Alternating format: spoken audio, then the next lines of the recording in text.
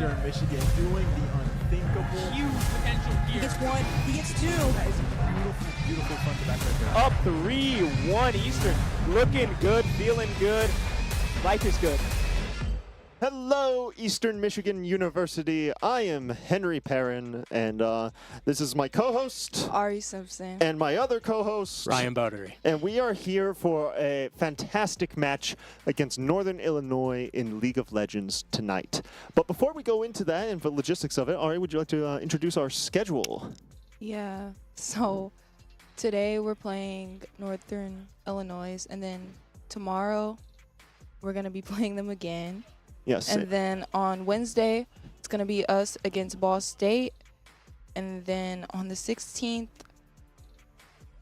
Overwatch is starting. yeah, Overwatch is starting. We don't know who we're playing. No. And then on March 19th, it's going to be Eastern with Smash Bros. Versus Kent State.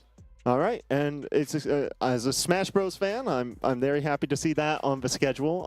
But this is not about Smash Bros. This is about League of Legends, and I'm very excited to say the Ball State game is going to be the conclusion, the climax. But we'll talk about that more in the standings. So yeah, Ball State, they are basically the reigning champion. They are undefeated, and we have already made the playoff cut. It's now just a matter of how impressive do we want to be, because we only have one loss and we could potentially keep it that way. So a lot of this game is going to be kind of like, it's going to be practice essentially, not win or loss. It's going to teach us how we're doing, how our team coordination is. So that's going to be exciting to look for, because Ball State is going to be the big game. That's on Wednesday. And, you know, I think last year, I don't know if we were necessarily could be considered rivals with them, but now that our score is looking pretty clean, I would consider it a rivalry match. So, yeah, but before we go into the actual game, we, of course, have our roster. Would you like to introduce these fine gentlemen? Yes, here on Eastern, we've got Inferno in the top lane, Drywall Boxer in the jungle, Lance Romance on mid, Zero on AD carry. Hey, where's his portrait?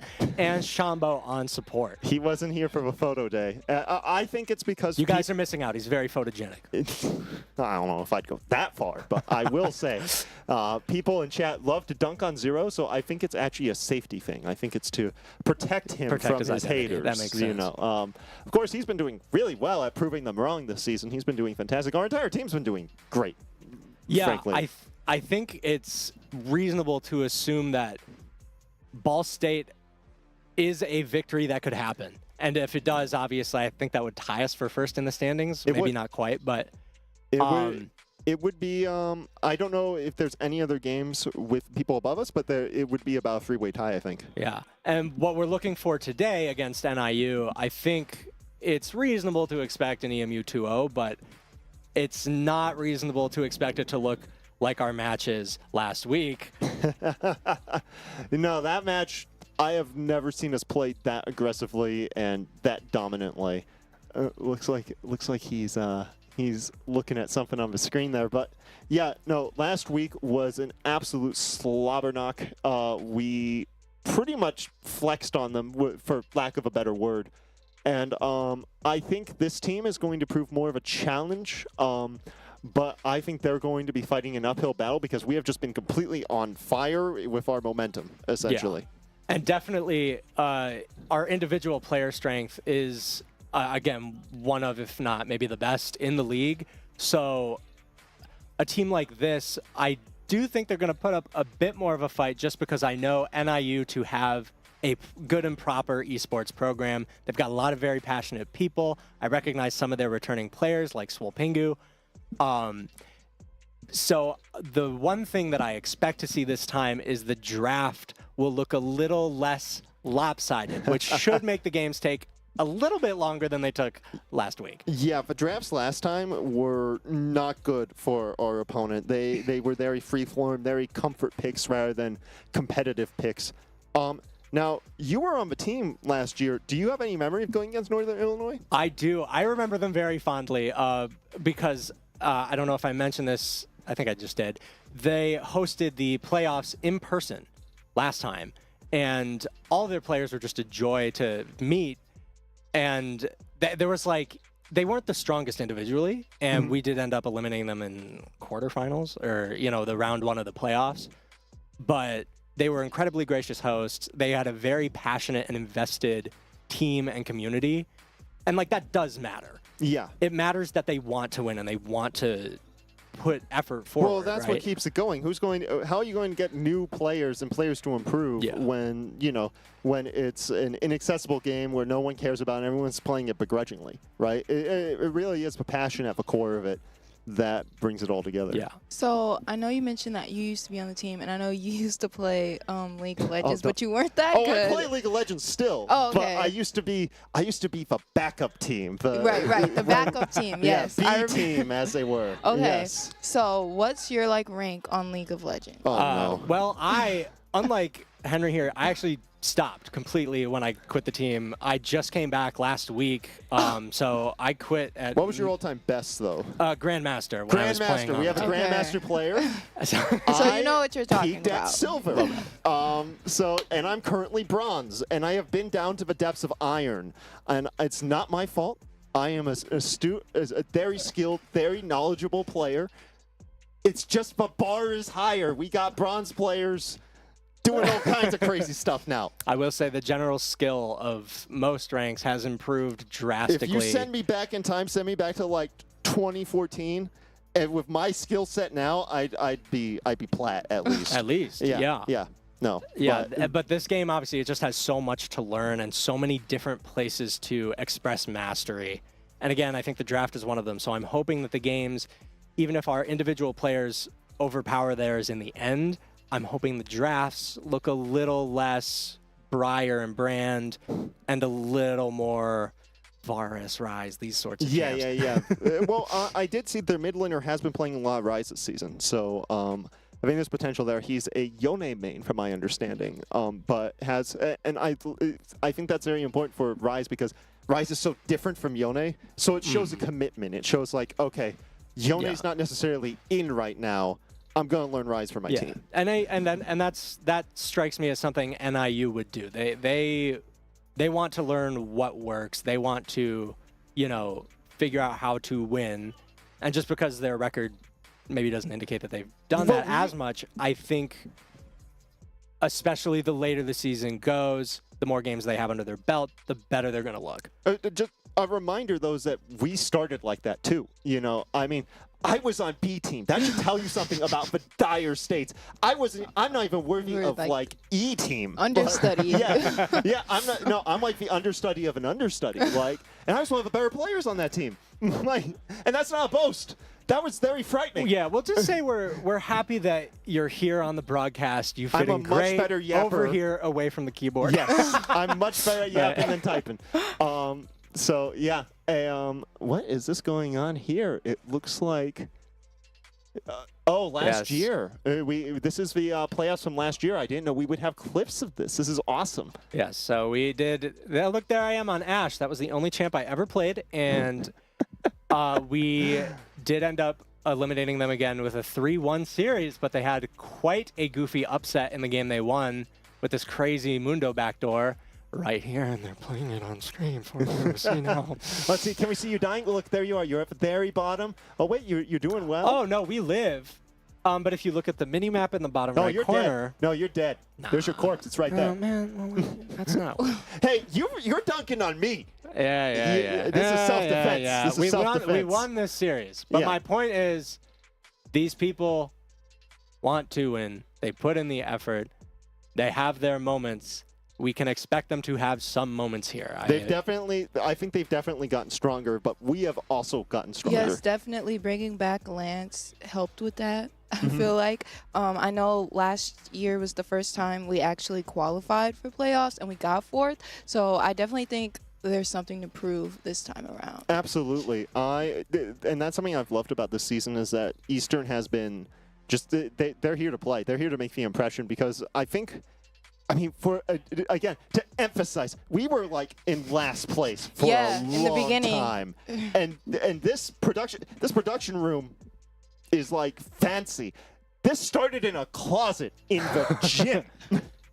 Did we go 0-17 one year, or did I make that up? We did. Just want to make sure. We didn't win a Yeah. single game. Yeah, 2024, you guys were last place. Zero, yeah. Thank you for bringing up the statistics and the facts. So, But yes. well, next week it's going to be Ball State, the big bad. They pretty much never lose. They took it all last year. They're taking it all again this year so far.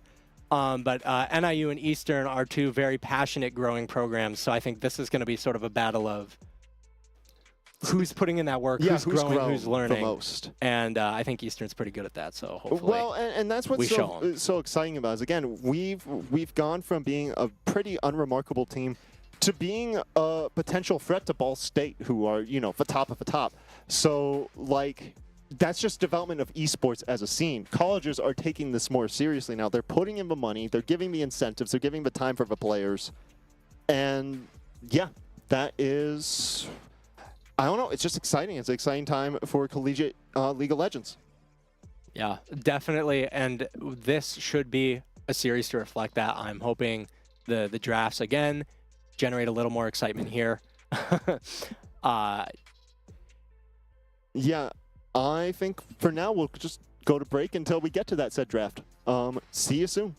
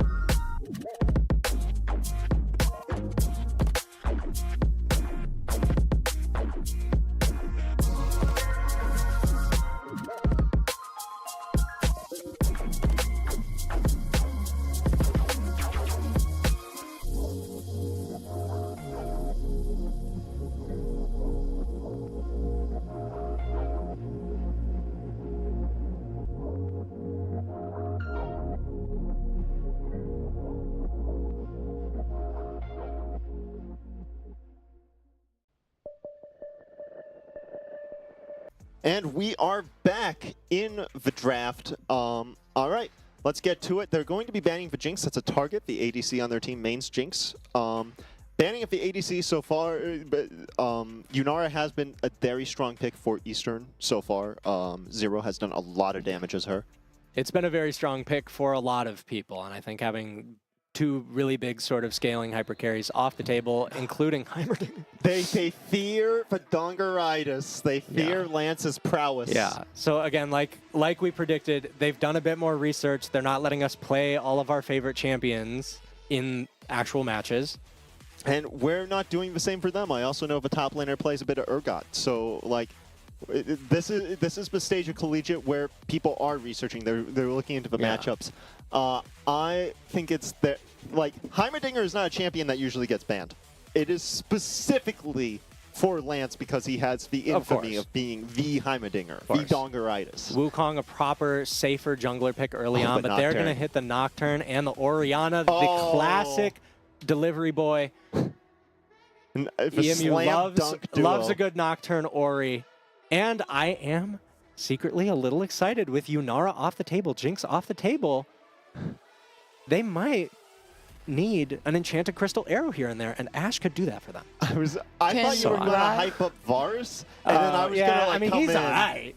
I was going to come back, but what if they pick Ash? Because I know you love that champion. How are you guys feeling about them picking Ryze? Yeah, NIU, like I said, already doing a lot better in this draft. I think they've got strong, safe picks with the Ryze and the Wukong. They've got AoE, they've got Teamfight.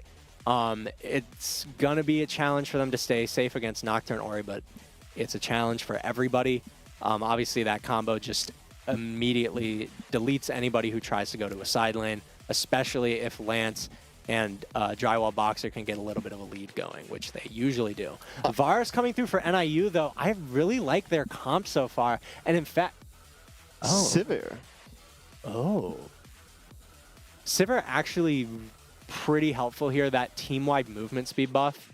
And can deny Varus ult. Yeah, safe against the Varus ult, safe against, you know, they are relatively short range with the Ryze and the Wukong, so Sivir doesn't mind team fighting against things like that. There are a lot of mid laners that a champion like Sivir would feel really bad into, and Ryze isn't one of them. So yeah, this is a pretty good place to pick something like Sivir.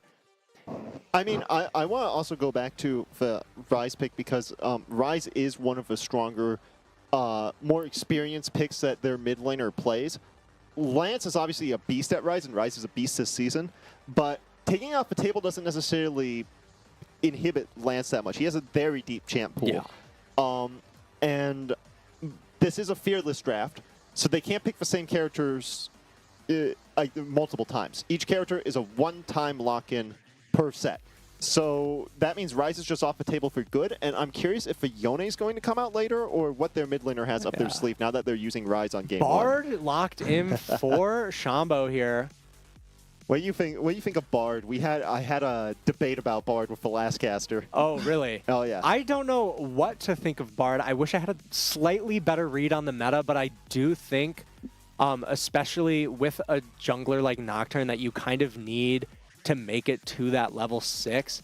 It is good to have something like Bard, especially not knowing what their support's going to pick, trying to save that top counter for Inferno, obviously, who can be a huge carry threat for our team and has been time and time again on melee carries and ranged alike. He can be Smolder. He can be Ambessa. He can fight Ambessa with Smolder, with, what does he play, Kale?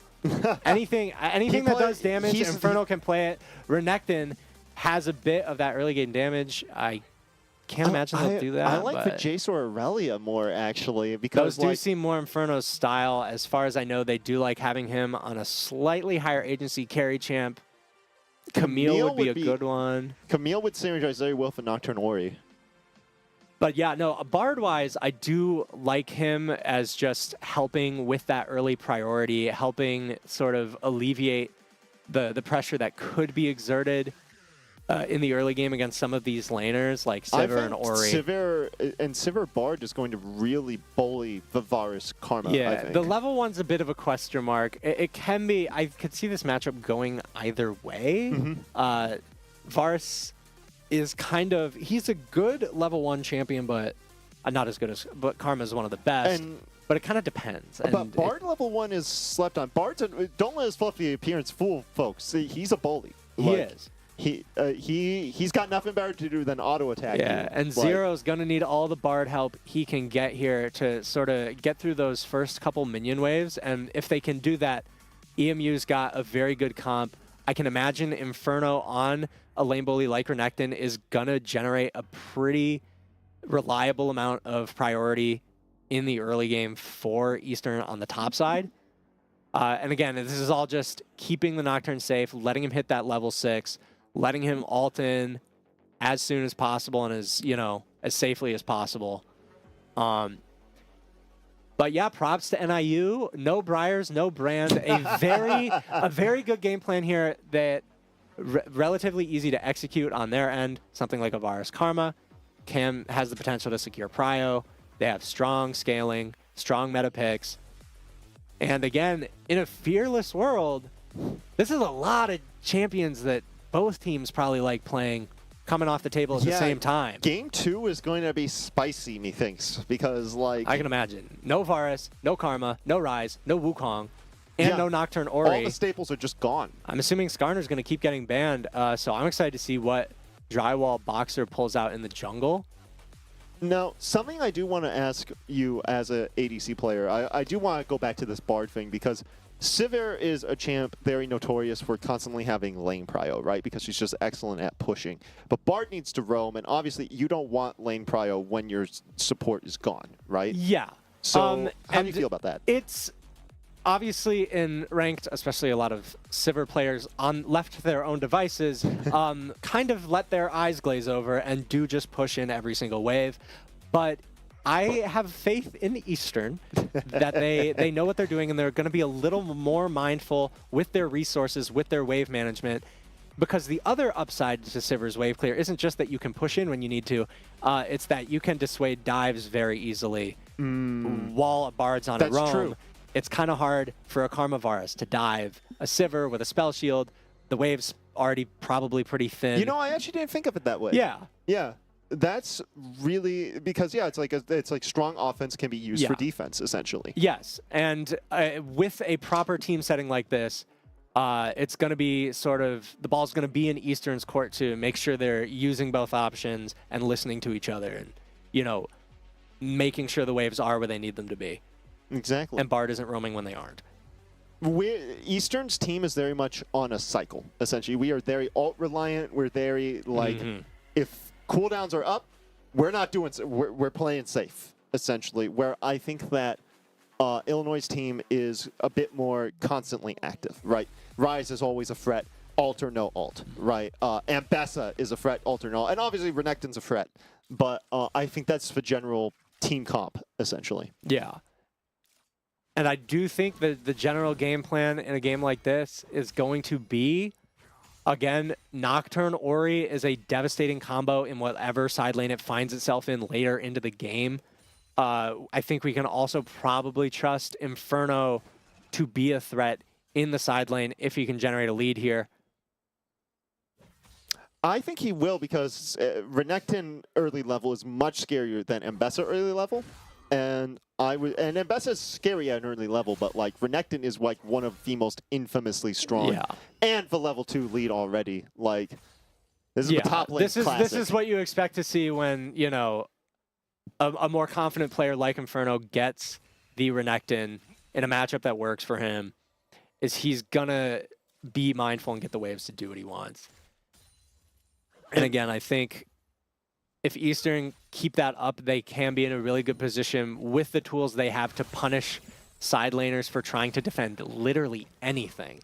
Can you imagine trying to be an Ambessa? If this Renekton even gets 1 or 2 kills or 20 CS lead, just a little bit of an item lead, it is going to be a nightmare for you as Ambessa to try to side lane against him, knowing Nocturne could be anywhere, knowing Bard ult could come in at any time, while Sivir's just safely wave clearing and undivable. I think that's the goal Eastern's trying to play towards. Well, yeah, exactly. It's like this is a team that they just need an inch, and they can secure that inch and keep securing inches over and over, essentially.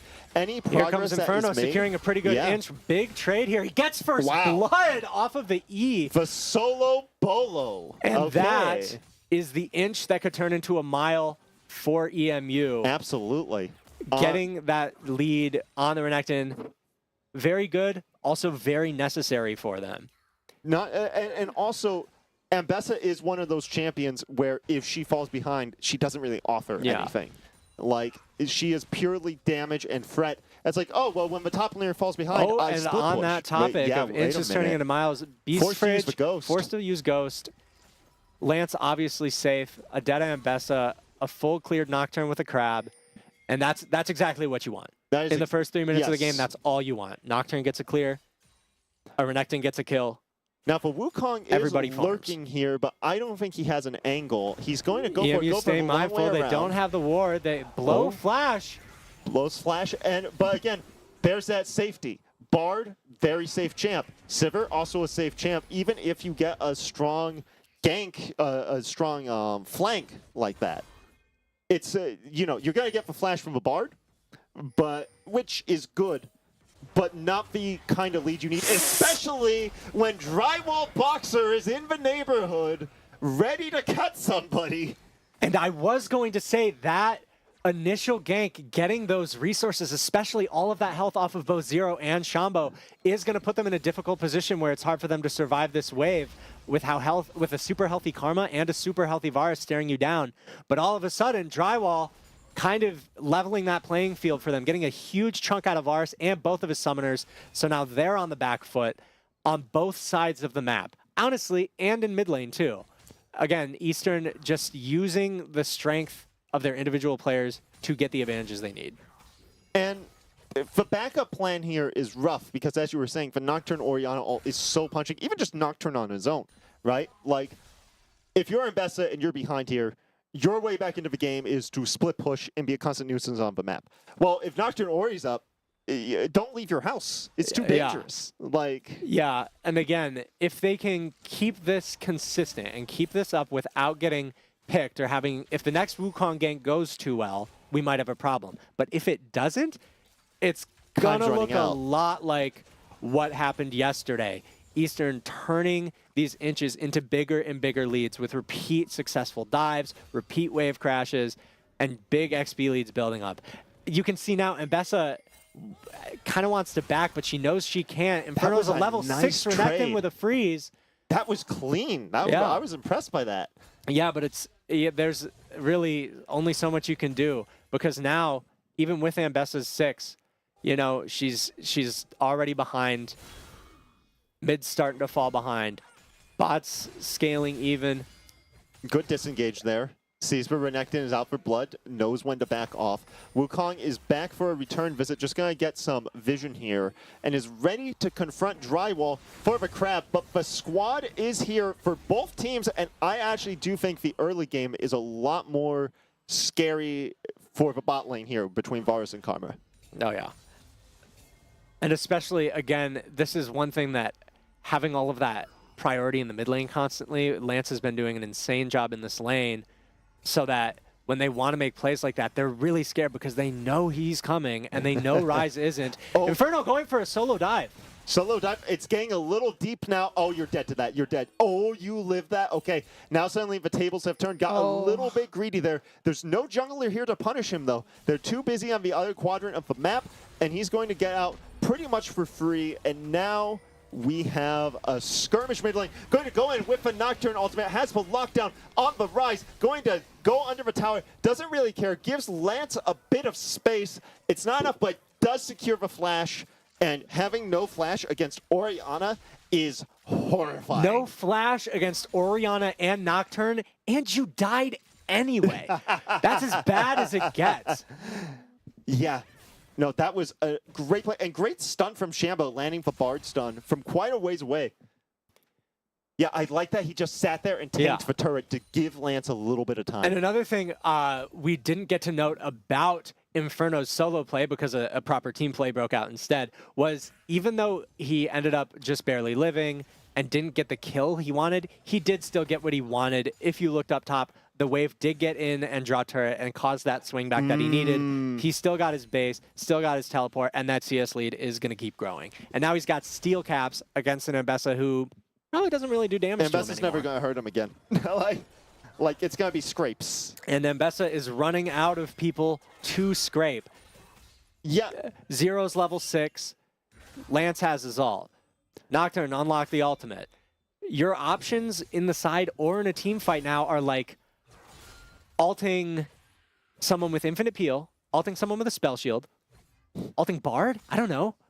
It's not going to get easier on the side of NIU here, I don't think. I think what you have to do here is you have to play defensive. You have to fish out the Nocturne ult and survive it.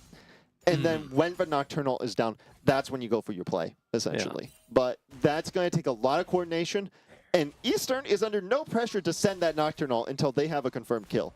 If the game goes in a neutral state and continues at this pace, then it's going to be in Eastern's favor. Now, this fight is breaking up. A Renekton ult is out. The Ignite goes on to Inferno, fittingly enough, but he's going to be able to disengage because Mbessa has to address this wave. She can't lose any more CS, even if a kill is on the table. Yeah, and you got to watch what Inferno... Oh. All right, here's that Nocturne ult we were talking about, and the Ryze is going to be caught in a horrible fate dealing with that. But now, Drywall is down, and if there was ever a time to make a play, it's now. But once again, the squad is here. And you don't mess with Lance. The romance, it cannot be stopped. Zero coming in a bit late, but that move speed on his whole team picks up 2 kills there. Now your scaling threat's fed as well. Your scaling threat just got 2 of the kills too. So you've got a scaling hyper carry with 2 kills off this. And again, Eastern just listening to each other and getting there a bit faster and being willing to, snap that engage together, even if, maybe Zero wasn't quite on the same page. When he got there, he got everything he could have wanted. You really and more. love playing into it, don't you? Then again, you were once his teammate, so Yeah. you, if anyone has a right, And I had to it's play you. with him top lane. I get to His play him as top AD lane. carry, even if it is going exceptionally well. He is the richest guy in this game. You're on a right. carry who wants to be rich. So I know EMU is ranked 3rd in the conference. What's NIU ranked? They're at about 5th, I think, or 6th. Yeah, they've currently they're sitting at a 3-5 record, which admittedly, when I looked it up, I was kind of surprised to see, given the relative strength of this team. Again, though, I do think it's just one of those things where they needed a second to figure out the meta, figure out the Right. current champions, figure out how they want to play, how they're comfortable playing, and by the time they figure that out, a lot of the teams they could have beaten with it, they'd already played and lost. So who did they win to? I'm not entirely Yeah, we don't have that sure. on record, I don't think. Okay. But Yeah, unfortunately, all of their wins, to my knowledge, were against some of the bottom 3 or 4 teams. Okay. But And I it's- mean, it's- that's just how the season goes sometimes. Yeah. You know? Because I was wondering, like, if they beat anyone that beat Eastern or not, because, No. yeah. Nah. Maybe last year. But, and there's another Nocturnal. Catches Karma Nocturne lacking. on And cooldown. Karma is going to be able to get away, but not unscathed, not untraumatized. Yep. And this And dragon blowing- is now Eastern's, unless this Wukong is going to make a sacrificial play for it, which, frankly, I don't know if that's the play or not in this situation, because, again, you need something. But what do you give for it?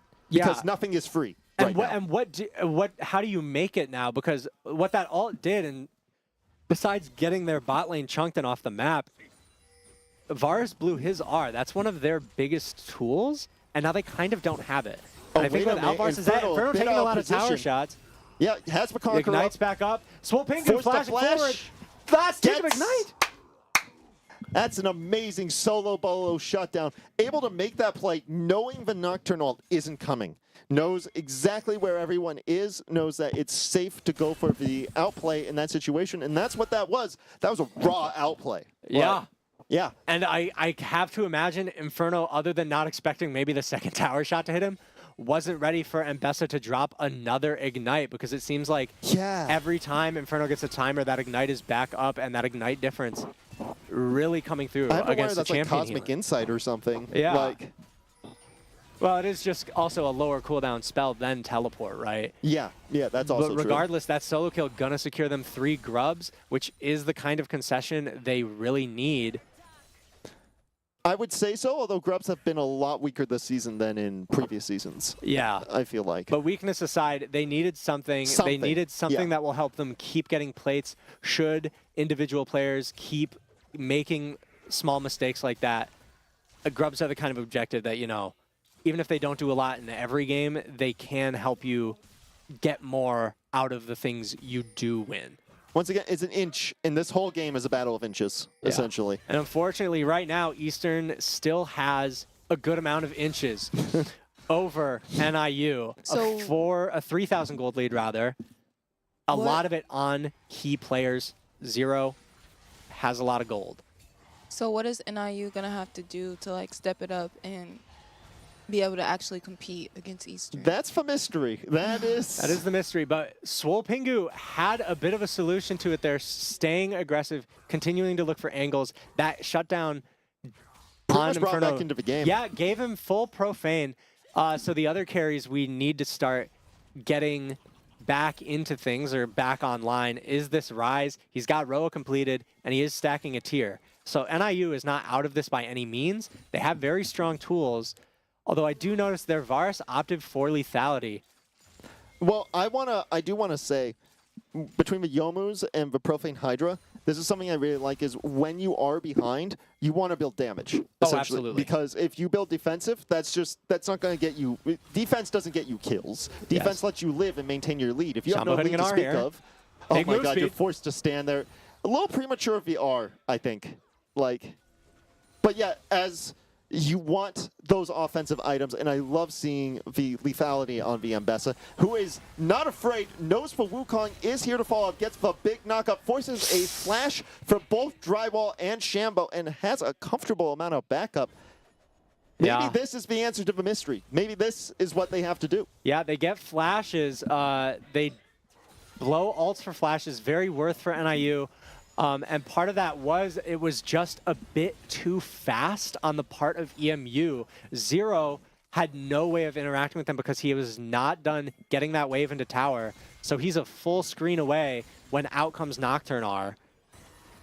A little bit of desync from EMU when we've been a very coordinated team this season. Yeah, I think there is, though, a lot of pressure, especially with champions like Bard and Nocturne, to play pretty confident and pretty fast with your buttons, because the longer you hold them, the longer before they go on cooldown, the longer it takes for you to get another chance. Opportunity So you want cost. to be using them as much as you can, and here he goes using one right now. Lights out, going to force the Karma off, but I don't know if you really get anything from forcing Karma away there.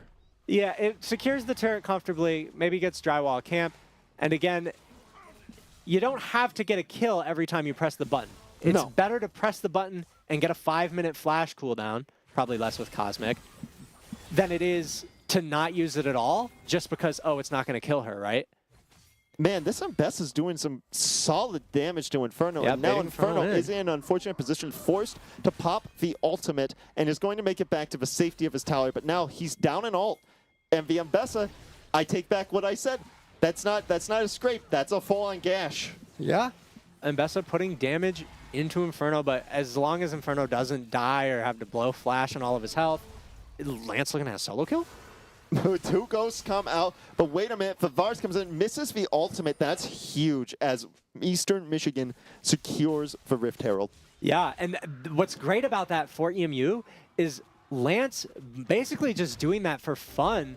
Not quite for fun, but his team was already getting the objective that they wanted, and just with some good mechanics and a bit of an overstep from Beast Fridge, he just blew Varus Flash, Rise Ghost, and they got the objective anyway. He did it for nothing other than just sort of puffing out his chest in the mid lane. Well, yeah, you got to send the message, right?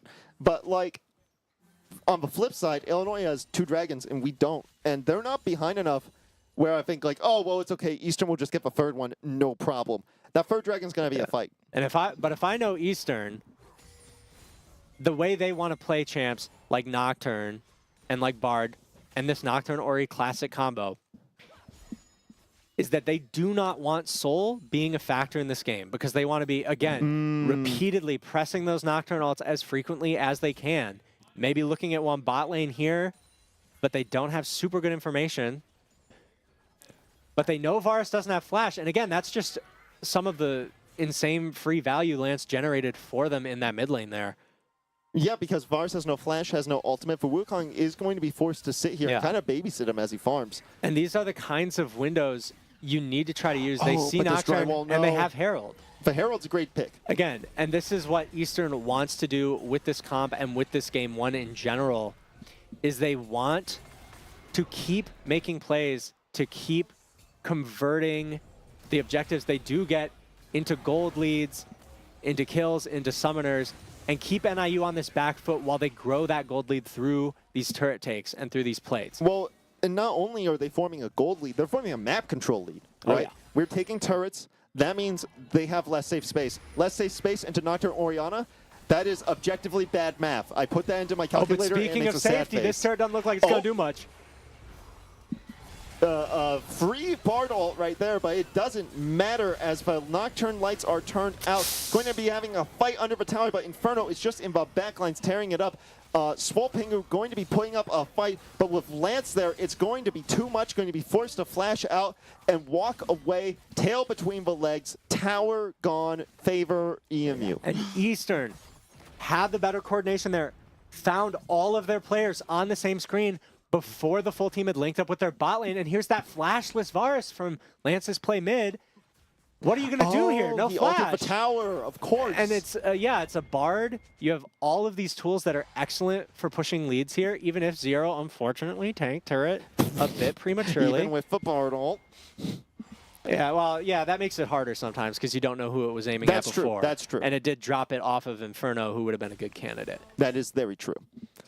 But they don't mind too much about the odd death here and there. They got the turret, the inner turret, and now that's a side lane with no turrets, as we were just talking about, which is exactly what a Nocturne Ori wants. And also, we have a massive gold lead, which is huge. Now, Shambo going to be kind of classic case of going forward with vision and getting shot in the process. A bit of a Bard classic. Yeah. A bit out of step with his jungler. Probably needed to wait for Drywall to make anything happen like that. Especially when here comes that combo. Here's that combo, and going to dive onto the scariest member of their team. No fear, no damage taken, and that is a assertion of dominance if I've ever seen one. And this is exactly what we were worried about on Mbessa's behalf earlier. She can't go anywhere with the threat of that looming over her shoulders. And the more of these inner turrets that Eastern managed to secure by pushing the pace, playing aggressive, using their Nocturne ult, using their Bard ult when he respawns. Well, and that is the benefit of playing for turrets rather than objectives. When you have a team like this, map control is king. You know, they're not going to get Dragon Soul if you make it so there's nowhere safe to walk. And that is, I know their coach, he's probably still hammering this home week after week, that if you have a comp like this, and you play it the way you want to play it, these dragons do nothing. They're not going to get close to Soul. Fight though, and with no major, but forget what I said. No major ultimate. But Bardol comes down, holds them in place. Sorry, I don't want to be here. What looks like you got no choice as Lance Romance comes in and deals massive damage with the Orianna burst, securing a double kill for two separate members of Eastern, himself and Inferno, and that is going to be the ace. Literally no one on the map to contest this dragon as we rotate over to Baron to take both objectives simultaneously. A 0 for 5 ace. Varus's flash, I want to say not quite up yet. Oh no, it was. But they just have this angle. They have too much vision. And they have these incredible engage tools like Bard R. As a Bard player, that makes me smile. And another big thing about this fight is it's one of the first times we've gotten to see what this team composition can do when the Sivir and the Ori, both of the ranged carries, are together right from the jump. A lot of these other skirmishes, even the ones that have gone Eastern's way, and the ones that haven't, like that double flash loss in topside, have been about Zero needing a little more time to be in position. But right there, they used the control they had to be there first and just wipe NIU right off the map. And now the clock is ticking because there's no objective to take. So, and Eastern has Baron. So Eastern's just going to start pushing, and your defensive response to that is going to determine how much longer you live here. Oh, gets a nice stun. Not going to have a way over the wall as Nocturne without ultimate, and probably wise anyways, considering for Wukong is there as well as the Karma.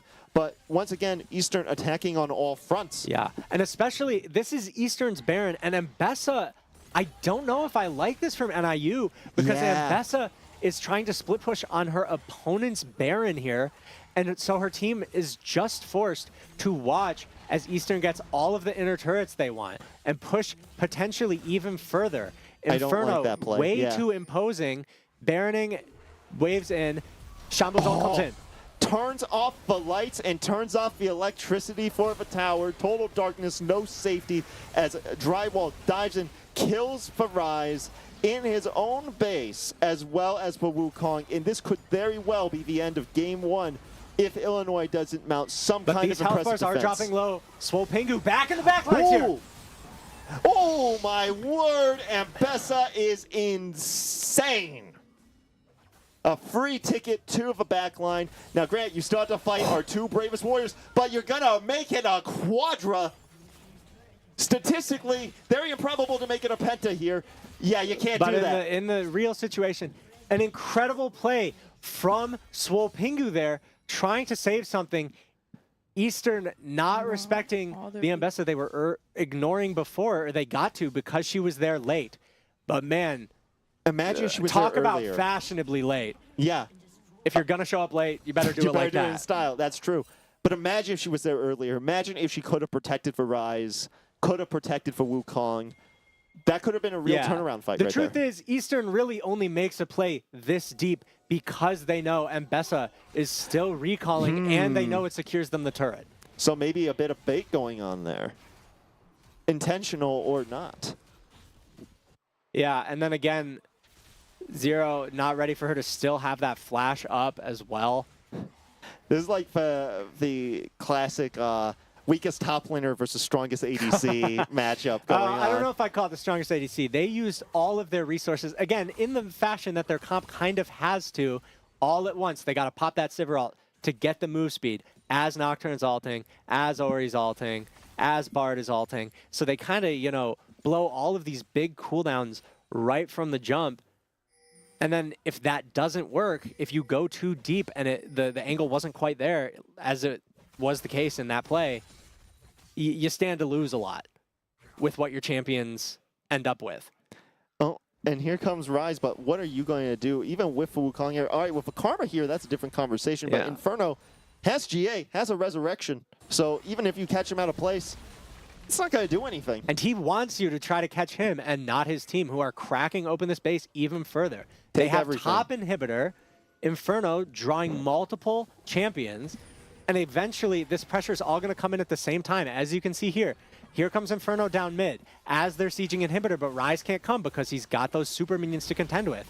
And that problem's only going to get worse as EMU captures another inhibitor and rotates up to their top laner.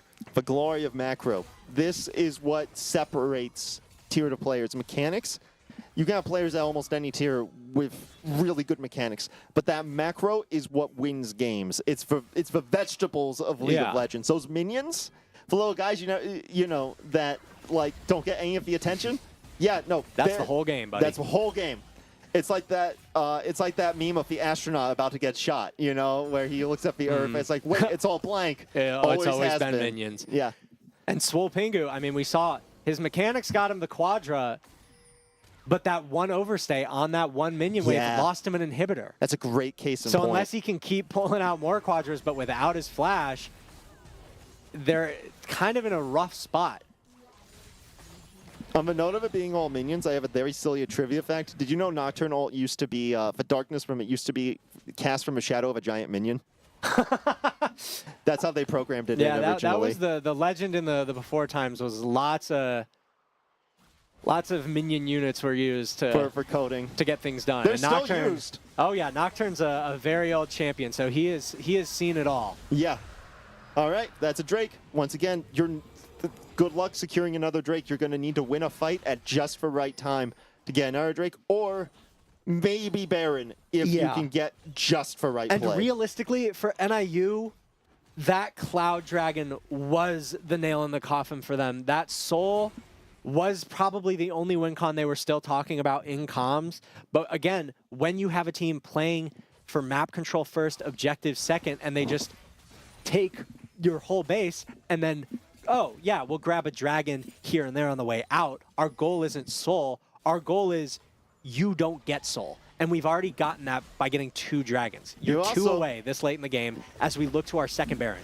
Yeah, I was going to say, you don't get Baron here. Now, Shambo caught a bit out of position, mostly just buying time for the Baron, though one could argue if time even needs to be bought. But then again, better safe than sorry, as that is a uncontested Baron Nashor. Options are fading here. Yeah, the EMU's second Baron, we're looking at a 14,000 gold lead as they push down for this final inhibitor with 2-level leads in multiple roles. It's just kind of getting harder and harder for NIU to find those miracle plays like that Mbessa Quadra, because that was really reliant on them having base left to defend, and they don't have much base left to defend. And I do want to give a shout out, like, Rise has more CS than Orianna. And the Varus hasn't fallen off of CS either. They've been managing to farm against this nightmare comp. But once again, that's not enough. It's all about the map control. And the Mbessa all going to come out, not going to find a home. And with that realization, if a Nocturnal comes on, turns out the lights a little bit premature there, but they're going to have to blow all their cooldowns to do it as Inferno, looming in the darkness, goes on a Jack the Ripper style spree with Renekton's Blade. And just like that, there's nowhere to hide, and the game is over. And once again, the carries there untouched. Not much they could do. No amount of CS or super minions in the pockets of Ryze and Varus is going to be able to survive that many supers and that Baron. Do you guys feel like it was possible for NIU to still win, even though, like, with the draft that they had against ours? Yes. Because you guys were saying in the beginning they were playing it safe. Do you think it was just more so about skill level? Yeah, that was always going to be the challenge for NIU, was having the sort of individual players just get through that early game, which is the part of the game that EMU and, well, technically every team gets the most practice in. Because the late game doesn't always happen, as we saw last week. The early game happens every time. So getting consistent on those early lane phases, trying not to get solo killed, is really important. But when you drop a solo kill to Inferno and Lance is blowing your summoners 1v2, the potential of your comp is kind of out the window. Right. And you just have to walk. It's very much a composition where they needed to play it safe. If they play it safe, they win it. But they didn't. They tried to play it safe, and they weren't safe enough, essentially. Right. Like, Eastern just they slipped too many times. properly disciplined and confident, looking for all of their angles. Again, that's how Eastern wants to play, especially with a draft like that. You give them one turret, and that map control with a Nocturne Ori is going to let them get another one. And that's going to let them break open mid. And then they're going to get your other side lane. Where's your Mbessa going to go? Nowhere. Yeah. Yeah. Yeah. All right. Well, that was game one. Stay tuned for game two, and we will see if things swing around a bit. The second draft is going to be very interesting, considering all the champions that are currently off the table.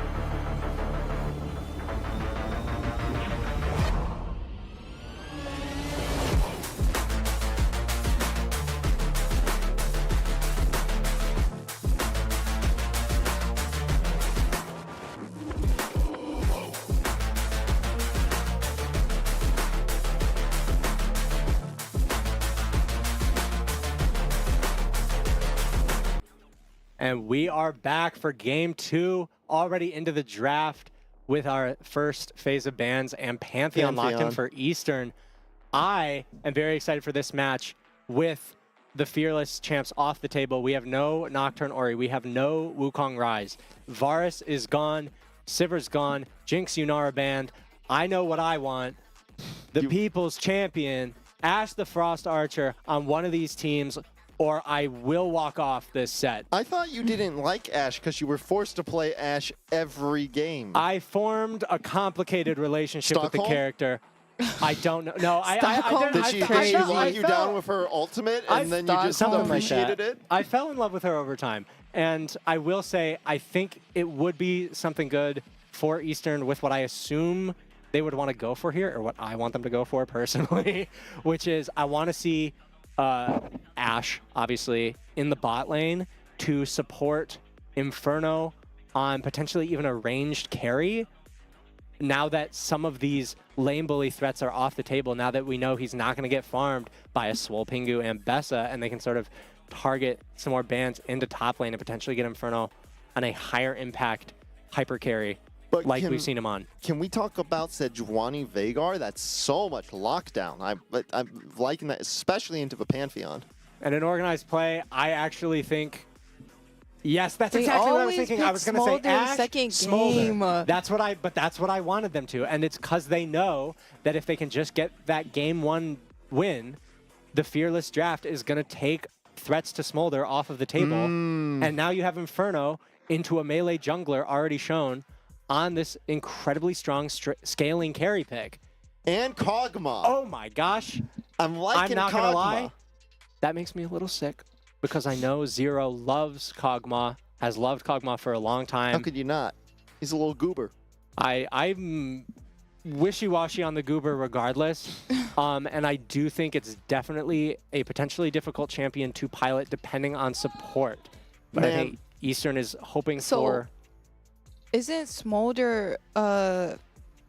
doesn't he like get powerful in the end, right? Yes. Okay, so is the Kog'Maw also does that. Okay, I was wondering that because they're both small. Smolder did it, and then Smolder came on and did it better. And one thing worth noting, though, is especially in more recent times, Kog'Maw, and if you look at his stats, not that he has a lot because he's not very popular, but if you look, what you see is he doesn't scale like a traditional crit carry would, like this Yunara or this Jinx hitting 6 items.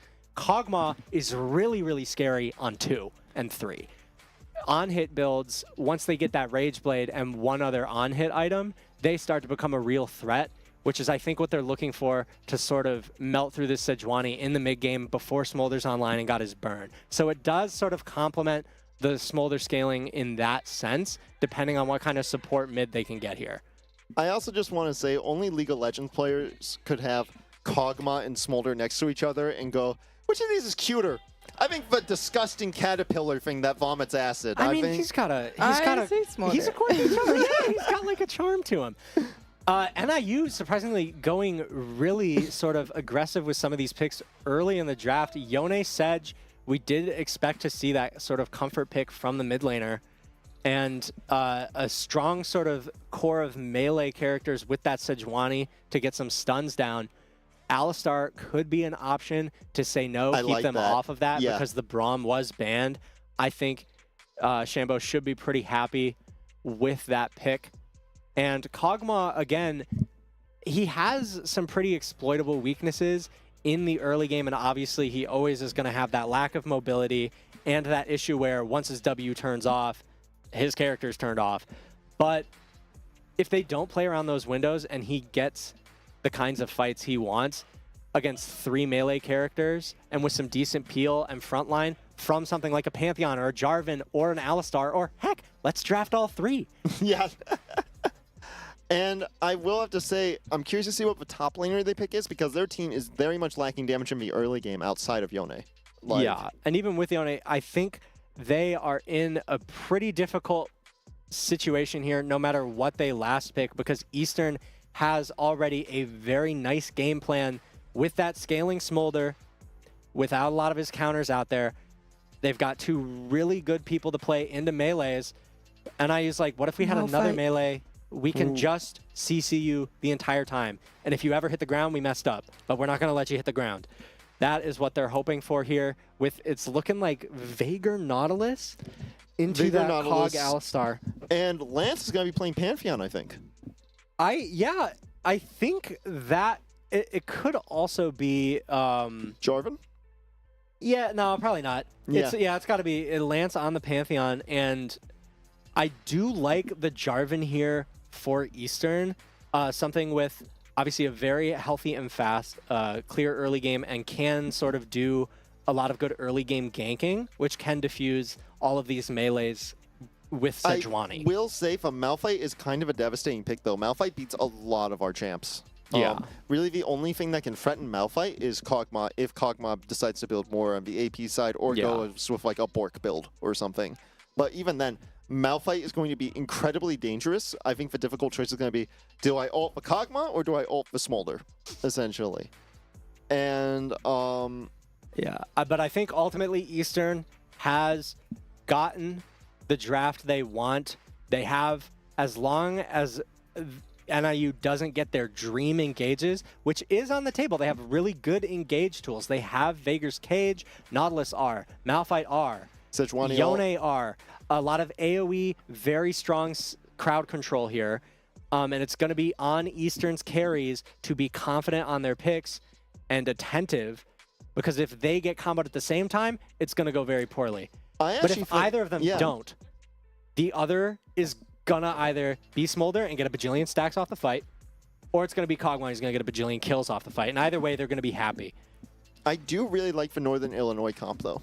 Like, that is, like, that is so much engage, and it's like, yeah, they're going to take away, a lot of the comfort picks, but like, just there's so many things, like as you said, normally if the threats for Smolder gone at this point, right?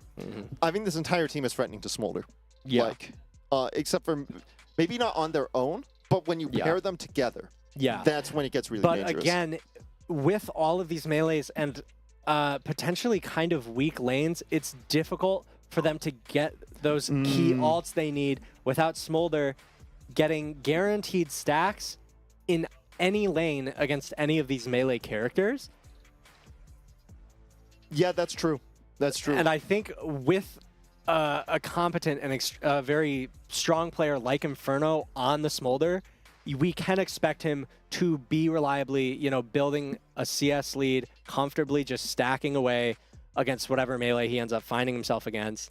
And as long as Eastern, again, doesn't make any horrible individual missteps, I think it's going to be very difficult for NIU to find angles, even with such an incredible engaged comp. That said, I do agree with you that, especially in collegiate like this, when you're down a game, it's good to make your players comfortable, and it's good to make the game plan simple. Yeah. And what they have here is like, just hit knockups. Please just hit your knockups and we can win. If their AD carry has been known to misstep or not be with the team, and if we can get him with a knockup, he doesn't have an enchanter. So we might have a chance there. So I think NIU is doing the best they can with what they have. And I do think the Vager's actually going to be a pretty big question mark here. Does sort of sometimes struggle with that shorter range and that lack of mobility. So it's going to be difficult with champions like Pantheon and Jarvan if they coordinate to sort of function as a backliner. And that's the sole backline. This game is going to have to go really sloppy in order for Eastern to sort of lose the advantage that I think they already have. And the Vagar cage, it can only stop one person at a time. Like, it's a big cage, but if we spread ourselves out and attack from multiple angles, then it's going to be kind of doing nothing. Like, he does have a lot of peel. That's the benefit of Engage. A lot of Engage doubles up as peel, but they can't do both the Engage and the peel, right? If we force them to have to peel the Vagar over and over, they're not going to have any of the Engage tools they need to get a lead. So it's going to be interesting to see. Yeah, and definitely, it's actually going to be the Cog Lancerman's Cog with Pantheon top. Okay. Okay. And so the win con here is still like they have the same thing going for them. And now they have a Smolder free stacking against kind of a passive mage lane with teleport. They both get to run teleport. And again, what I think we can sort of expect to see here is Eastern, if they get that lead that we have known them to get, the comp that needs to be making the decisions and choosing where the plays happen won't get to make those decisions, because regardless of what you had envisioned in your head when you locked in Malphite and Yone and Sejuani, if they have all of your turrets knocked down and they have that same control over the map and all of the vision, they get to be wherever they want to be first. They get to choose the terms that the fights happen on. And if they're choosing the terms, it's really hard to be 4 melee. And I think they kind of got baited into the Malphite top pick. They're like, I don't think they were expecting it to be Panth, actually. And but I think either way, they were sort of caught between a rock and a hard place with the Malphite, because he's either giving Smolder infinite stacks or, you know, he was always going to be on the back foot. His only game plan is to hit level 6 and then hit his level 6, if you know what I'm saying. I mean, that's the beauty of Malphite is his simplicity, you know? Yeah. Like, Malphite, I remember I found Malphite at a time when I was really, like, in despair about this game because I couldn't even play some of the most basic champs. And then I played Malphite, and I realized I have to hit one button once every, like, 60 minutes. Not 60 seconds. And then I've done my job. That was so freeing. Yep. And again, in this kind of environment, on the back foot against a team as strong as Eastern, that can matter. That can matter a lot. Well, you know what they say? It's like flashy plays are obviously impressive, but the simple stuff lets you focus more on macro. It lets you focus more on what you actually need to do to win, because, you know, flashy plays, there's ego tied to that, essentially. And another thing, I'm surprised to see Sejuani on the top side at the end of this clear, which kind of seems difficult to me. Like, their plan was only ever to just clear and play reactive, which, again, I can see NIU wanting to do that, but it's really hard looking for an angle on Lance. And we got a little bit of a duel going on here, but Fione's going to flash out. Sejuani going to flash in with confidence either way, but Fione is just not ready for it. Very uncoordinated play there. Yeah, and it was just they were not ready for Jarvan's counter gank, which is why I thought Jarvan was going to perform so well here at sort of neutralizing these attempts, because the second Sejuani showed, Yone's stepping up and he's getting hit by EQ, forced to flash out, and now Sejuani's stuck there just tanking a ranged person as a melee champion, which is going to be the story time and time again on a lot of these plays, unless NIU gets much stronger angles. I also want to go back to your point about Sejuani taking the top side rather than the bot side, because this is a thing where you have to really play around the bot side, because, again, this is a very explosive lane. And you can see they have the tools to win bot lane. If Sejuani is there in that instance, that's a dead Shambo. Like, and so focusing for resources more on the top and the mid, I don't know if that's the play, because Malphite doesn't need to be ahead to do his job. It's, as I said, he's a simple champ. He hits one button, and that's it. He passes butter. Like, that's his purpose. So Malphite doesn't need to be ahead. You need to pump all your resources into your bot lane in this situation. And already with that first early gameplay, as we probably would expect from this team, going the way of Eastern, going the way of Lance Romance, one of the most consistent players in this conference, hands down, NIU is already sweating bullets. Yeah. No, and now Sejuani vision control. Oh my goodness, and he's flashless. And it's a ping pong game. Bounce around the Cowboy Samurai, and down he goes. And a lot of minions now crashing into Yone's tower. Really Inferno building a out of lead. position. Inferno looking very low, gonna fall to Swole Pingu's rock solid gameplay up here in the top lane. Oh, I love Malphite. I love dumb rock jokes. Yeah, no, I think that's good. Their top laner is definitely one of their strongest and most consistent players. But on a champ like Malphite, there's the double-edged sword of that simplicity. Yeah. If you get really far ahead as Malphite, it's not. You're still Malphite. You're still Malphite. You still have one job. And that job gets you get a lot better at that job, but that job alone does not win games. Yeah. And here, another, I mean, I'm still a bit surprised Sejuani is looking for a repeat on Inferno, even though he's got his flash up here. Yeah, because again, I just don't, well, with the level 6, things might look different. Inferno pushing away, and he's weak side until this Jarvan can come up to match him. Gonna get hit by the R. There's the Malphite ult going to put him in a bad position, forced to flash out, should still have a Pantheon E, so he should still be A-OK safe, unless Sejuani Bolo comes in and stops him. And that's pretty big, and you are right. Top side is the weak side right now, but I still think the resources need to be going to bot lane because bot lane hasn't been decided yet. Yeah, but ultimately, oh, they're gonna look for a play in response, but no Jarvan here means not a lot getting done other than we get to keep stacking on that Smolder. That death in the top lane could prove to be problematic for Inferno as Malphite's gonna start to, you know, pull away and become invincible. He's got that R now. He's not behind comically on CS and he's getting Dark levels. Seals.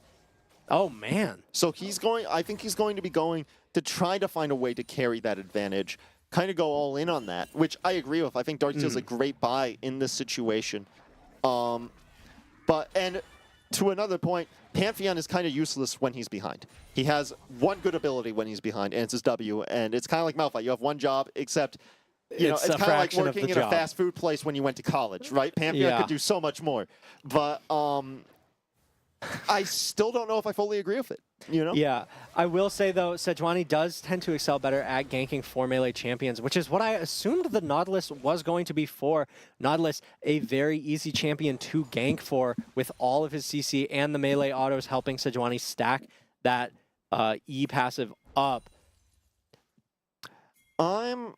Yeah, it's going to be interesting to see how this plays out, especially when you force out a flash from the Veigar. But wait a minute, Smolder went down there, and now Sejuani is here. The cavalry has arrived. Shambo caught out of position, going to basically just try to do anything to mess with the wave and force the Veigar away because he knows he's going to die anyway. But Veigar's gaining more phenomenal evil off of that. If anyone can match trying to make a Smolder, response in kind, and it's not the hardest response play. But that's the thing, even if you shut down the Smolder, Kog'Maw, you know, he's been doing it for a minute. Yeah. And so we are now with that. Honestly, that was a 2v2 kill. The jungler on the side of NIU was not involved in that. Zero just died. Oh my, no fear from Lance, by the way. Yeah, Lance knows he doesn't have much to be afraid of anymore. All of the resources have been blown elsewhere on topside plays or, you know, the bot cover.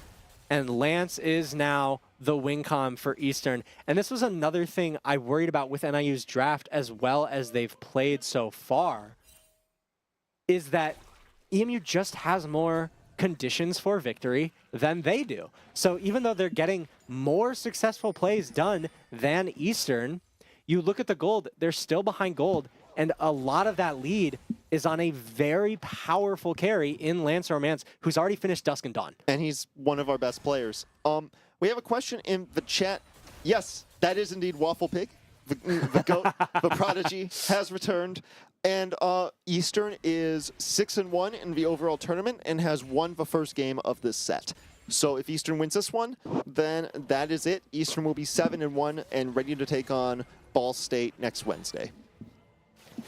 But let's not count our eggs before they hatch here. Absolutely. At present, NIU has built up some advantages that I wouldn't have expected to see. Malphite getting a solo kill and then getting a successful gank off.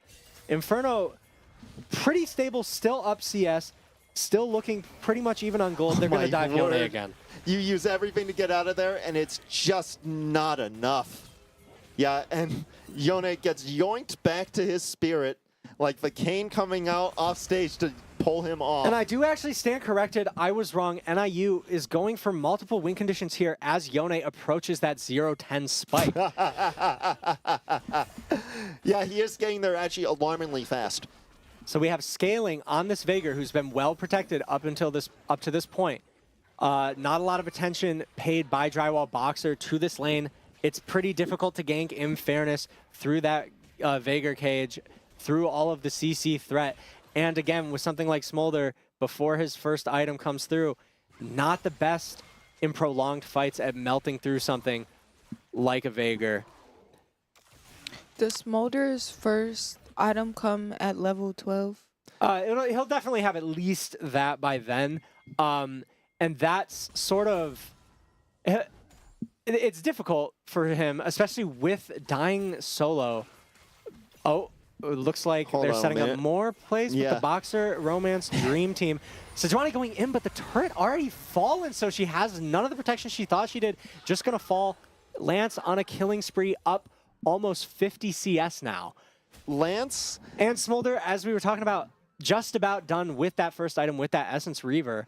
So NIU running out of angles unless this Veigar knows something I don't and can swing that bot lane lead into something. I also gotta say that Lance is very much kind of aura farming right now. Earlier, Sejuani ambushed him, and she flashed out. He just stood still. Like, Yeah, and that's going to be the story for all of these tanky melees on the side of NIU. Kog'Maw was the one person you didn't want getting kills if you wanted to have fun in this Right. mid-game, and you're not going to have fun in this Kog'Maw, the mid-game tank anymore. slayer. Looks like he's working towards a Shadow Flame, and he's already got a good amount of components towards that. And when that comes through before you've even finished a proper tank item, you're sitting on a Zeke's Convergence, you're sitting on an Iceborne Gauntlet. You have no way of resisting what Kog'Maw can do to you. You have to pray that everybody hits their CC on him. And EMU's been paying good attention to him. Oh, here's an ult on him this right is now, that though. moment, that Malphite moment. He might have to flash up for the first time he does. Is it enough, though? He's going to be caught underneath. Inferno coming down, going to use the tower shot and Pantheon's entire kit to get a bit of an advantage. But Yone following up with his own ultimate. But again, is it enough? He hasn't hit his 0-10 power spike yet, so he's not doing an insane amount of damage. And the fight Drywall turns flashes in. around. Whew. Oh, and Yone actually dodges the 0-10 allegations, picks up a kill with a good teleport. NIU still hungry. The Malphite getting another big play started just like they needed him to. That's the beauty of Malphite. He has one job, and it's really hard to deny it to him. And gets the flash from Lance, too. That's going to be big. If they want to make something out of this, they're going to have to keep ambushing Lance when his flash is down. Yeah, and they are, I will say to their credit, they are listening to each other. Swole Pingu staying confident, staying in that lead, keeping that pressure up on Eastern and telling them, hey, just because you feel fed doesn't mean you can walk onto any wave you want. You still have to respect me. That's the one thing our comp can do to you. And you Swole gotta Pingu act just like got a solo kill in the meantime. On that note. Oh my gosh. I think that was without ultimate. Like, Altless solo kill, probably, yeah, it looks like he teleported back in to clean up Inferno, who wasn't quite on reset yet and had, of course, and used he's a lot getting of his those tools. Darksteel stacks. Like, I will say, I do really like that the COG is building AP here because on the surface, our team looks very AD, and that's why they picked Malphite.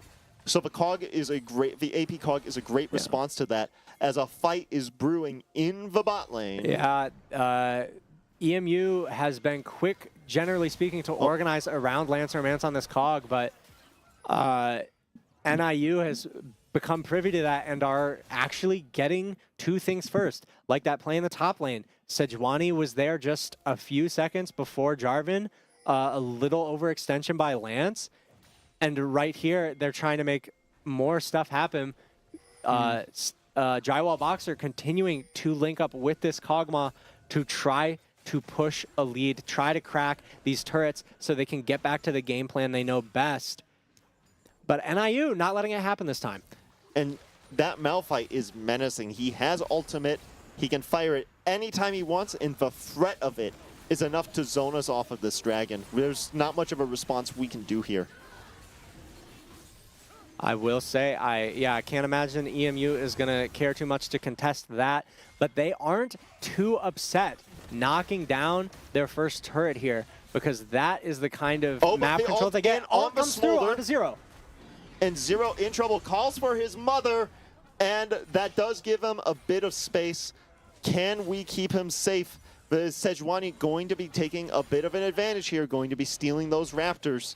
Yeah, but EMU trying to respond in kind. They see the Malphite use ult elsewhere. They say, okay, it's our turn Game to, time. at the very least, knock down a turret. All right, much more even game this time. We do still have a gold lead despite all of that, which Yeah. is nuts. And Oh, but look at this. Oh, okay. Inferno looking for something. Coming in with a Pantheon ultimate, but Veigar able to survive thanks to that peel. And once again, if Pantheon was fed, this would have been a much different story. But Pantheon isn't, and I don't think Shambo Shambo's is going going to long be for enough it. to get the They've kill got here. 0, but they don't have them on. They don't have the numbers. They're going to come through with 1. All right, Shambo picks up the kill, unfortunately, but still. gets him off the map. Yeah, good to use your tools again. They just want to snap as many viable plays in this window, in this Malphite ult cooldown as they can. So they see Malphite blow their AD carry's flash, blow their AD carry's ult. They go, okay, we need to at least take a turret. We need to at least try to blow some summoners with maybe we use Pantheon R, and, you know, they maybe don't get everything they were hoping for. Veigar still looking very healthy and happy, but they do manage to get a bit of control over the map, which they've held pretty impressively even as the Malphite becomes harder and harder to interact with. And here they're pushing their advantage even further, trying to go deeper. She does Not gonna get get the her red. red buff, and but Malphite is here. Ultimate is ready. Don't group up. This is not the kind of fight Eastern wants. They know they were just going for a bit of vision pressure, trying to get some wards deep. They don't want to overextend against Malphite, but they get forces from Malphite to use the ult defensively. massive. That's massive. And it's gonna be a big deal because the next time that's up, EMU is gonna have a much easier Do they stop job. him? They Nah, don't. they have no idea. They But Lance is going to be finishing Shadow Flame soon, and we are going to be looking at some pretty usable power spikes on the side of EMU. Oh, did you stip your toes out? Nope, nope. Okay. So when does Smolder get most powerful? Yeah, Smolder, we are kind of praying for him to come online because he's got his built-in stacking mechanic once he hits 225 on the Dragon practice. Right now he's looking at 153 because even as he gets his flash and his ult taken away, he's been farming fine. He's been stacking decently well, and that's really all they're looking for at this point with Lance being as strong as he is in the mid lane. Lance just needs to keep drawing their eyes, drawing their cooldowns while Smolder stacks up here and hits that 225, hits that second item, and then they won't know which way to go. But for now, NIU's still got a pretty viable game plan. They've got their one target that they know they can pick, and they know is worth picking. I think that's one of the things that makes Smolder so scary is that if Smolder goes even or even just a little bit behind, he's still a threat. Yeah. Essentially. You need to hard shut down Smolder if you want to turn him off. Now, unfortunately for them, Lance has been taking the spotlight on that, essentially, Yeah. which means that even if Smolder's like a contingency in this situation, essentially, if Lance doesn't kill you and all the resources are used to kill Lance, Smolder's still there. If you kill Smolder, Lance is there. It's a kind of a lose-lose situation unless you catch them both, and Eastern is the kind of team that's not going to let that happen. And you can see them not letting it happen here. They seem to be back in their element, moving more as a team, being patient and waiting for the Jarvan and the Alistar to get position and potentially even use it. And they just look how dark the map is on the side of NIU. They can't see any of their own jungle, and this is what Eastern wants to do with their big, scary Kog'Maw against these melee champions. It's really hard for them to face check if they don't have the vision, and Eastern has gotten the vision. But they're linked up now. They've got their jungle support doing the same thing, and this is a classic dance here in this mid game. We see it all the time. The junglers and the supports have to be together in order to vie for space in this jungle. Eastern still has that edge, though, because they played for turrets over Dragon, and NIU played for Dragon over turrets. With a Malphite there, I don't know what to make of this, right? Because this could be explosive at any moment. But that's another thing about Malphite. His R cooldown is so short. Oh, they're playing hard on Lance. They got Nautilus Okay. R. All right, we're going in here, going to get a few knockups there. Lance going to be burned down very fast. Zero's here as a contingency plan, but not that many resources were used to kill Lance, so Zero probably not going to be able I don't to know if I'd approach. say that. They did get Nocturne's ult. Yone teleported down and then used his flash and his ult. Zero at least feels a little more safe to stack, but they didn't get Malphite R. I think this is pretty greedy from Eastern. They don't have the Yeah. conditions. They're split up, and NIU sees that, and they snap an engage. And that's the power of the NIU comp. They have so much lockdown. Yeah. You're going nowhere. I got you here for 2 minutes. And you know, we talked about the value of being comfortable and keeping it simple, and NIU is looking comfortable and confident, and they are keeping their engages together. They are in sync. They're He's just keeping it walking at simple, him. and it is working. So this is anybody's game. Pretty I'd say much. so. NIU still down on the towers, but now with this play, they're coming up on their second dragon because of this pick onto Lance. You can see here. They hit again, they have so many different tools that something like a Kog'Maw has to be scared at all times. And even without the Malphite, which is the one they were thinking of, he thought, oh, I didn't see Malphite, I'm safe. Here comes Nautilus and the Yone off of a teleport in the fog of war. That's kind of a hard thing with this is there's not really much like time for safety, essentially. Like the Malphite ult, when it's on cooldown, it's very short. And even then, Nautilus is one of the engaged champs. Like, so, and you got Vagar Cage, and you got Sejuani ult. They have lots of different engage tools. And if they have any one or even, heaven forbid, two of those at the same time, it's really hard for someone like Lance to look step at up, that damage on regardless the of Malphite. how much damage he does. He really needs drywall boxer's help, but there's only so much you can do as a Jarvan when the engage gets online like this. The Yone has an item and a half coming through. Vagar's got 2 items. They have the follow-up damage now. They're online and capable of getting the picks that they need to secure Dragon and threaten Soul in a game that they've successfully slowed down pretty well, even as Eastern is the only one threatening turrets. And here they're going to get another really nice inner turret take. And, you know, we meme on the 0-10 Yone power spike, but there is actually some merit to that because around the 10 death mark in terms of the time of the game, that is when Yone gets a second item. And if you're a squishy, you know, your items don't protect you from the burst Yone has with 2 items. A big scuttle crab here for NIU, who, while we were taking wait a bot minute. turret, We're going in. they were looking for control on the Baron, and that control Alts. is going to result in Inferno alting kind of blind. Oh, but they have a play on Faker. All right, here we go. Here comes the artillery going to attack from a distance. How long can we hold them off before they get onto our carries? Lance, going Lance to be not able hard to follow up. CC'd. But look at the stacks from Smolder. Yep, this is where Smolder shines. Oh, but Once he's again, the stunned up. contingency. Oh! They stop the contingency, but wait a minute. We still got the squad. Triple kill on Pantheon. Yep, Inferno, not afraid, even though he had a rough early game, and still a threat, securing a Quadra. And wow, I guess I had written off a third carry threat on the side Same of here. EMU because I thought that fight looked bad. Yeah, as noted in the chat, they were very split. It's really hard for Smolder and Kog'Maw to get in here with even one of these tanks zoning them and the cage.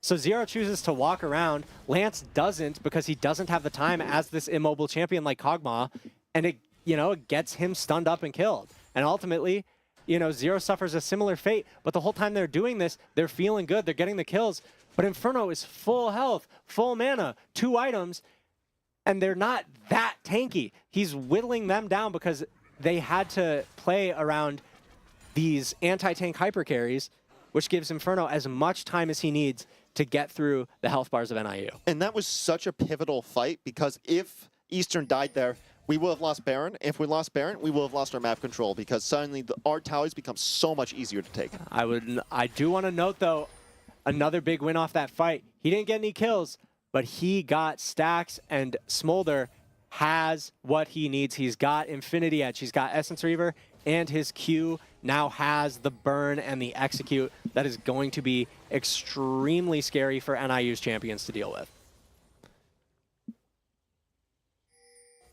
I also think it's kind of funny that both J4 and Pantheon have the exact same build, basically. Like different shoes. Actually, no, different components, but like Sundered, Black Cleaver. Oh, looking for a play mid going here. to go for the and dunk he just squad. falls to that execute that we just unlocked, already making use of it. Who needs Dragon Soul when you have Elder Soul base kit? They're holding forward. They have Inferno's ult. Look at the control that Eastern just got. This is a huge threat for Baron, especially with where all of their minion waves are. Oh, Drywall the Boxer, flash EQ in! Flash hits 2. Inferno's going to help clean that up with the And stun. the squad is coming together, forced to flash away, forced to use ultimate, forced to use everything just to live to see tomorrow. And we thought this game was about the ranged carries, but look at what the melees are getting done here. the sneaky Look at these Pantheon. engages when they hit their 2 items. It's very difficult for these carries with no terrain scaling to follow up. But Inferno, he can be anywhere. Yeah, he's using that And Pantheon for ult it, well. they're going to burn through an easy Baron and And hopefully we're- use that with the lack of turrets NIU has left to do a quick repeat of what they did in Game 1 with their Baron.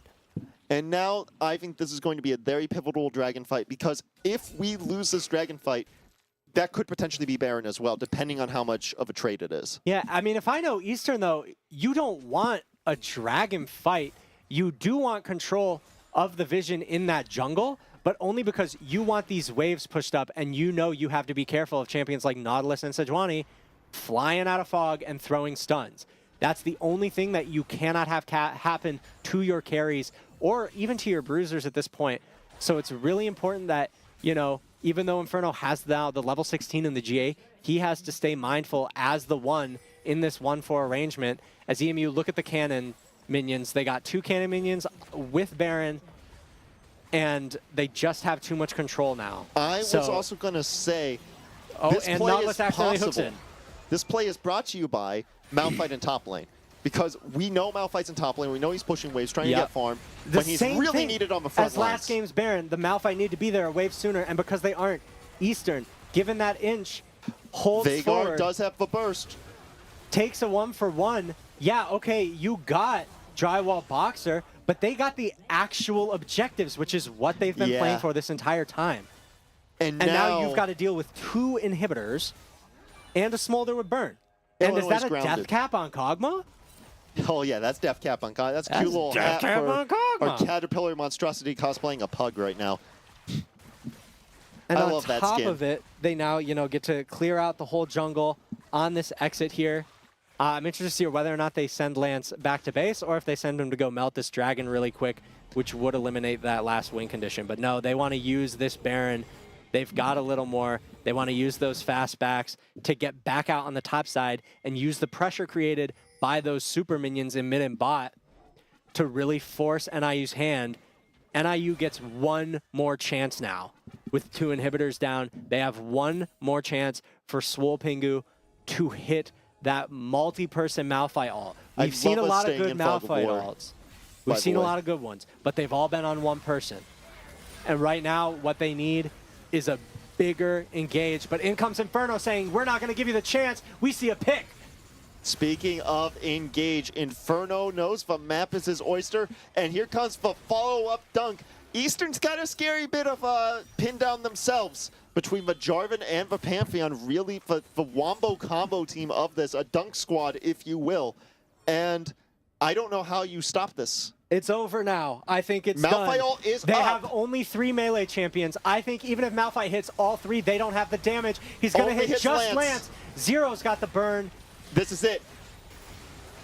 I have to say, though, this has been one of the best performances against And us. it just came down to whose carries, whose key players got stunned first. And despite the draft, it is Eastern Wow.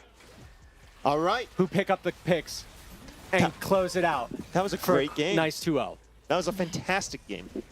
Yeah. Honestly, huge props to NIU. That was exactly the kind of series I wanted, because obviously I wanted my team to go 2-0, but they got to show the sort of the heart, I think, that their esports program has with just how in sync those players got. They really were able to, in a lot of plays, close in that sort of individual player gap that may have existed and make Eastern sweat. Yeah. You can definitely see the change. Oh, You can definitely see the change from the first game to the second game. That's why he's the especially GOAT. with their picks. I feel like they got to study Eastern because all the games that I've casted for, I've noticed that Eastern quickly comes in and like rushes the other side. Oh my goodness. Here comes.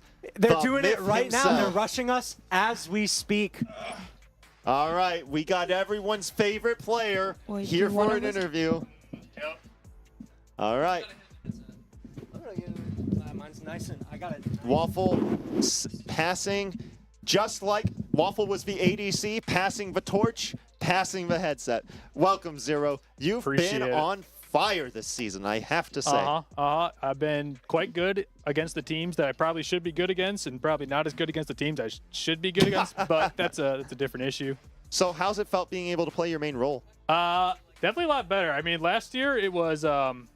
I remember asking, I was like, "Hey, do you guys have a league team I could help out, maybe?" And they're like, "Yeah, okay. What do you play?" I'm like, "Oh, I play ADC." And they're like, "All right, you're playing top. Good luck." I'm like, okay. I played 5 games of Cho'Gath in my life. We'll see where we go from there. And then we start screaming like peer grandmasters or like full masters. I'm like, yeah, this is a problem. But thankfully, I had like very strong bot side, so it worked out pretty well. You have a great bot side, and I mean, I think it's kind of worked out. You've had time to acclimate to your team. You now play your main role. And how have you been feeling about the Fearless Draft? Do you confident in your champ pool?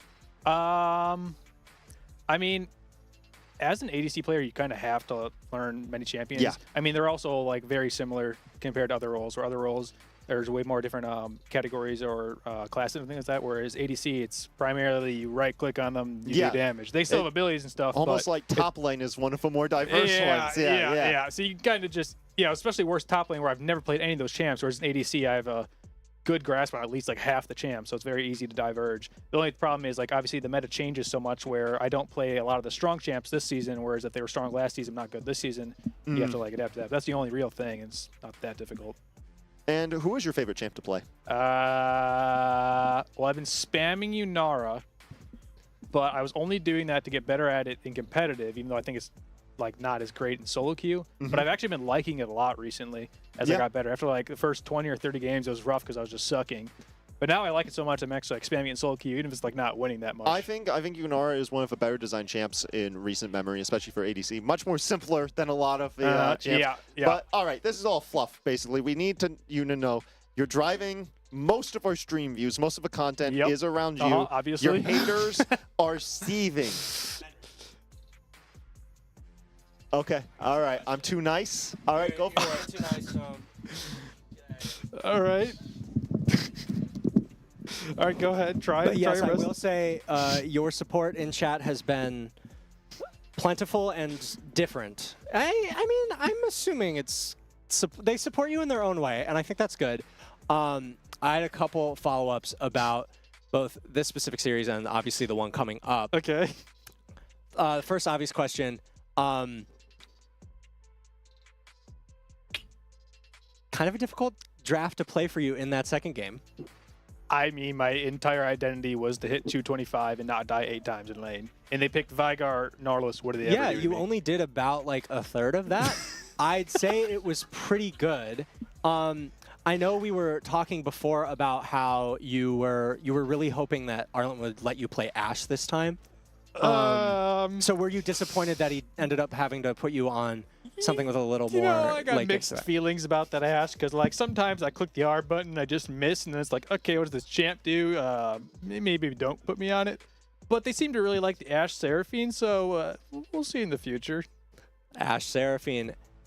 On that topic of very passive flip better topside lanes, you are going into a match against Ball State. Correct. Later in the week. Their bot lane has historically been the strongest in the league. It's unfortunate. It's very possible that is still the case. Do you think Eastern bot lane could prove them wrong? I think we just need to play towards our strengths because sometimes we get a little bit too fancy in the draft, and a lot of it times it just gets to my head. So I think if we focus on what we're best at, that's where we'll excel the most. That's where we have to play comfort. We can't just pick, okay, we absolutely think this is the best thing for this draft. We have to play what do we think that we're confident on against them. Otherwise, we're going to be like, oh, these guys are higher rank. It's going to get into our head. We have to completely throw that out of our head. I mean, NIU had that. You're kind of Ball State to them. We saw Their bot lane is plat 4, yeah, so and it looked, it's a little bit different. a lot different when they were comfortable and on something simpler. So I am looking forward to seeing you guys play Ball State and, you know, play to your strengths and Yep. show them what EMU bot laners can do. Yeah, we'll try. We'll try. All right. Well, thanks so much to the EMU players. I think Henry's got a little bit to say before send off. I do, absolutely. All right, so Zero, Okay. you're stinky. I don't like your hair. You am I gotta doing go this harder right? than that. I'm working on it. You're a little bit soft right now. Your nose is dumber than mine. Try hard. You got to keep going. I'm assuming we can't leak my DMs on stream. But, we can't leak for that is DMs, for and I am sure. also holding back a profound string of profanity right now. Yeah, we can't even put Twitch chat on You're stream. right. Twitch chat needs to be redacted for how unhinged they go with Zero. But thank you so much for talking to us. Actually, no, screw you. Okay, appreciate it. I never want to see you again. I'll see you on Wednesday. I'll see you on Wednesday. All right. And yeah. All right. Appreciate it. Shall we wrap up and talk about our schedule? Yeah.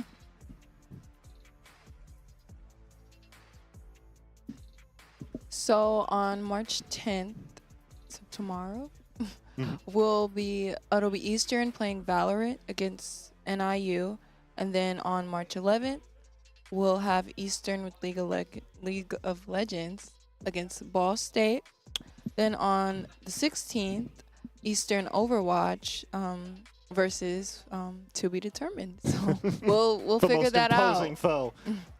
And then on March 19th, we have Eastern playing Smash Bros against Kent State. And yeah, that's gonna wrap it up. I think that was a really good game to end it on. One of the better performances against us, and definitely tune in for Wednesday. That's the grand finale, and we are against the villains from Karate Kid, basically. So root for us and be there. We'll see you then.